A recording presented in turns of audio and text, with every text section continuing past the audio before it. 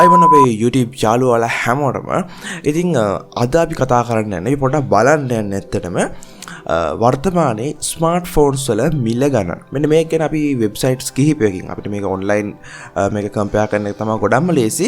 ඉතින් වෙබ්සයිට්ස් කිහිපයකින් බලන්න යන්නේ වර්තමානයේ මේ වෙද්දි ලංකාවේ තියෙන සිටුේෂන් එක අපි හැමෝම දන්නවා. ඉතින් මේ වගේ කාලවකවානුවකදී ස්මාර්ට්ෆෝන්ස් වල මිල ගණන් සහ කලින් තිබ්බ ප්‍රයිසස් එක්ක මේ වෙද්දි තියෙන ගැප් එක කොච්චර ලොකු ගැප් එකක්ද කියන එක ගැන මේ ගැන අපි පොඩිවට මේකේ සම්පූර්ණ වෙබ්සයිට්ස් කිහිපයකින් අපි කම්පෙයාර් කරලා බලමු.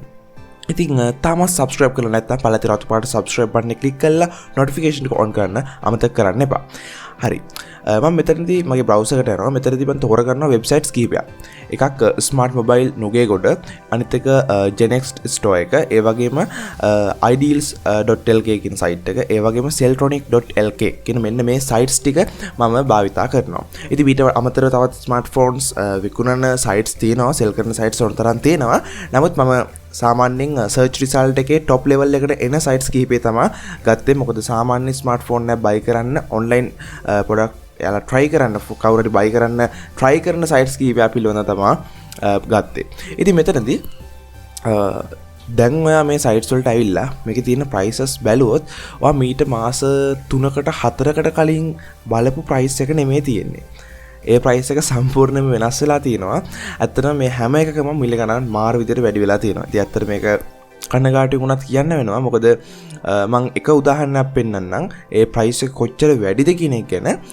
මම මෙතනදී Redmi 9C එක 9C එකේ බලමු price එක. මේ තියෙන්නේ 9C 4GB RAM එක 128 එක 59000 ගාණක්. මෙතන තියෙනවා Redmi 9C 3GB RAM එක සහ 64GB එකත් එක්ක 9C එක තියෙනවා. අපි මෙතනදී මෙන්න මේ 64 එක බලමු. ඉතින් මේ තියෙන්නේ Xiaomi Redmi 9C 64GB internal storage එකක් තියෙන device එක. මේකේ price එක 49990යි. අපි ආසන්න වශයෙන් 50000ක මුදලක් වෙනවා. මේකේ specifications ගත්තන් පස්සේ 3GB RAM එක. මේ තියෙන්නේ 3GB RAM එක 3GB මේක අනිත් ස්පෙસિෆිකේෂන්ස් ගොඩක් සමානයි. 3GB සහ 64GB internal storage එකක් තියෙන device එක Xiaomi Redmi 9C එක. අපි යමු Genext එකට. Genext එකටත් ගිහිල්ලා අපි search එකක් දාලා බලමු. Redmi 9C එක මේකේ තියෙනවා. ඒකේ price එක මෙතනදී තියෙනවා. අපි ඉස්සරහට අරගෙන තේරුවේ 3GB RAM එක. මෙතන 3GB 64 128 එක තියෙනවා. මෙතනදී 3GB 32GB එක 64 එක සහ 128 එක. අපි මෙතන 64 තෝරමු. 64 එක මෙතනදී 64 එක තේරුවන් පස්සේ මේක බලමු අපි specifications. okay මෙතන RAM එක 2GB තියෙන. මේක RAM එක අඩුයි මෙතන තියෙන එක. storage එක 32GB. මේක specifications ගත්තාන් පස්සේ අපි ඒක 49999යි. ඉතින් මෙතන බලා ගන්න පුළුවන් මේ තියෙන්නේ 64 එක Redmi 9C 64 එක. හැබැයි RAM එක ඒකේ අඩුයි. RAM එක 2GB RAM එකක් තියෙන්නේ. ඉතින් product details වලට ගිහින් බලමු. නෑ available නෑ. reviews එහෙමත් මෙතන review එකක් තියෙනවා. specifications වල තමයි අපිට බලන්න වෙන්නේ මේක. මෙච්චර මේකේ සතහනලා තියෙන්නේ නා මේ Genext store එකේ. අපි මේකේ 128 එක දාලා බලමු. මෙතන මේ out of stock මං හිතන්නේ මේ products ටික නම් මේකේ තියෙන ඒවා ටික. ඉතින් ඒකෙත් 2GB RAM එක තමයි මේකේ පෙන්නන්නේ. ඉතින් ඒකත් අපි ආසන්න වශයෙන් මෙතන 64 එක දැම්මොත් 49999යි. මේකේ තියෙන price එකම හැබැයි මේකේ 3GB RAM එකක් තියෙන්නේ. මේකේ තියෙන අපිට 3GB RAM එක මෙතන තියෙන්නේ. හැබැයි මෙතන 2GB RAM එක තියෙන්නේ Genext එකේ. ඒකේ price එකත් 49999යි. මේකේ 49990යි කියලා තියෙන්නේ. අපි යමු ideals එකට.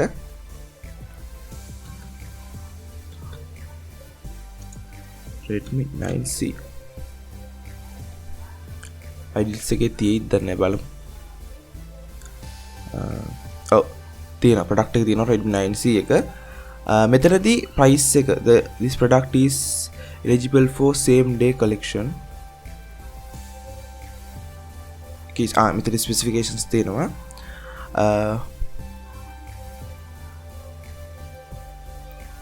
ඕකේ 2GB 32 එක තමයි තියෙන්නේ මෙතන. 2GB 32 එක ඒ කියන්නේ 2GB RAM එකත් එක්ක 32 ස්ටෝරේජ් එකත් එක්ක එන ඩිවයිස් එක මෙතන තියෙන්නේ.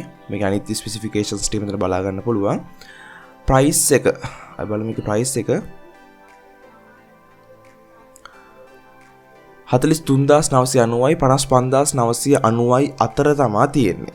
ඉතින් මෙන්න මේ ප්‍රයිස් රේන්ජ් එක අතර තමයි තියෙන්නේ. මම හිතන්නේ මේක මේ මෙතන අපි පේමන්ට් එක කරන එකත් එක්ක පොඩි වෙනස්කම් සිදු වෙනවා. මම හිතන්නේ ඒක තමයි මෙතන මේ අපිට මෙතන අතර කියලා තියෙන 43990යි 55990යි අතර කියලා තියෙන්නේ.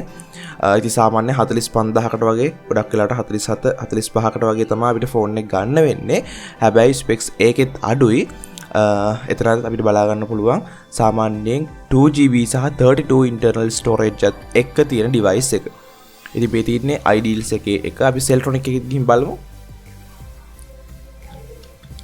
Redmi 9C. Okay, Redmi 9C එක තියෙනවා. devices තුනක් මෙතන තියෙනවා.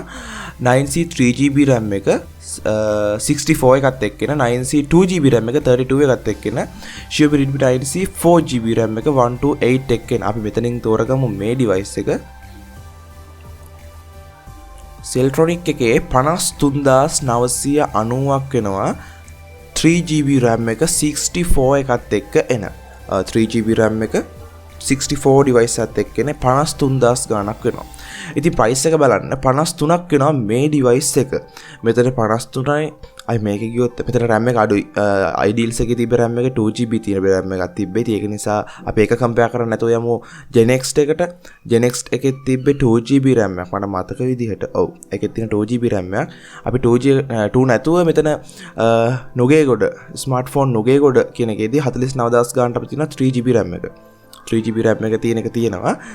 හැබැයි ඒකේ price එක 49000 ගාණක්. ඉතින් මේකේ 49000 ගාණක් Celltronic එකේදී 53990. ඉතින් 49යි 53යි කියලා කියන්නේ එතනත් පොඩි gap එකක් තියෙනවා.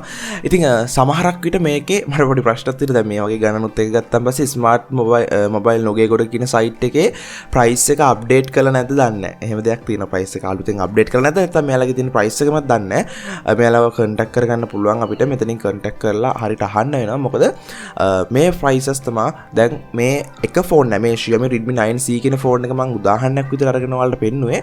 කොච්චර ලොකු price change එකක් වෙලාද කියන එක ගැන.